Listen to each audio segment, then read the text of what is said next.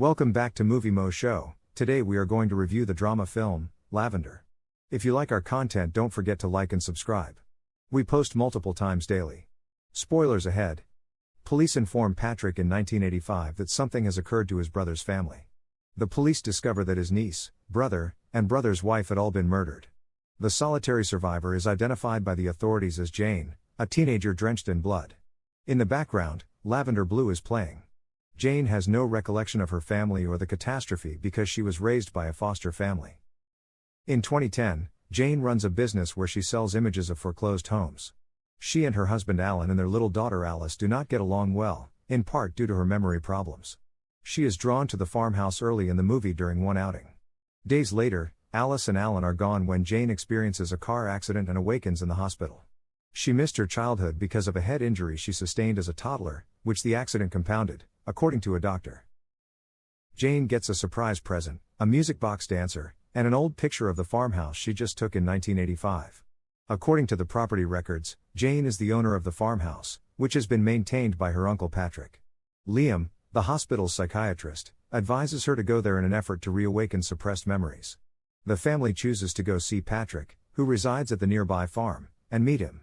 She is shown a framed copy of a newspaper article from 1985 that describes the murder of her family and the belief that Jane was to blame by the employee of a nearby antique shop. Liam appears, but he departs before Jane has a chance to approach him. Another present box is delivered to Jane, this time containing a tattered family photo of young Jane, Susie, and a fuzzy picture of their mother, Jennifer. She sees Susie asking her to come find us later that evening. When she sees Patrick, he informs her that the only person who knows what happened to her family is Jane. Susie tells Jane that they must hide from the monster when she is subsequently seen by her. Alice reveals to Alan that the girl taught her the song Lavender and also warned her about the monster in the bedroom. Alice yells that a man was after her and starts to have an asthma attack while Jane insisted that they leave. When Alan hurries Alice to the hospital, the ghosts won't let Jane leave the house. The other half of the shredded family portrait, which she discovers in a music box in Susie's room, identifies Liam as Jane's father.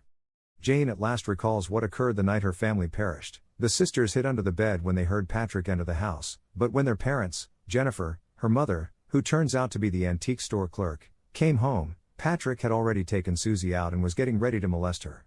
Susie is having an asthma attack when Jennifer gets a hammer and discovers Patrick on her. After using the hammer to kill Jennifer, Patrick chases Jane, who eventually collides with Liam. Liam dies and Jane has head injuries when they crash down the stairs. After discovering Susie dead from her asthma episode, Patrick hands Liam the hammer and departs. When Jane wakes up, she is covered in Liam's blood and retreats into the corner where the cops discovered her. Adult Liam sits down with Jane and says that the spirits of the family were imprisoned and could only reveal the truth to her in order to set them free. When Alan arrives, he claims to have left Alice at Patrick's house. As they rush over, Patrick is getting ready to assault Alice while shooting at Alan. Jane swings a shovel at Patrick. As Jane brings him inside Susie's room, Patrick awakens. She tells him he can make his case to the family and walks away as he begs her not to leave him there. Patrick shouts out in fear for his life as the film comes to a conclusion. Thank you for watching and don't forget to like and subscribe.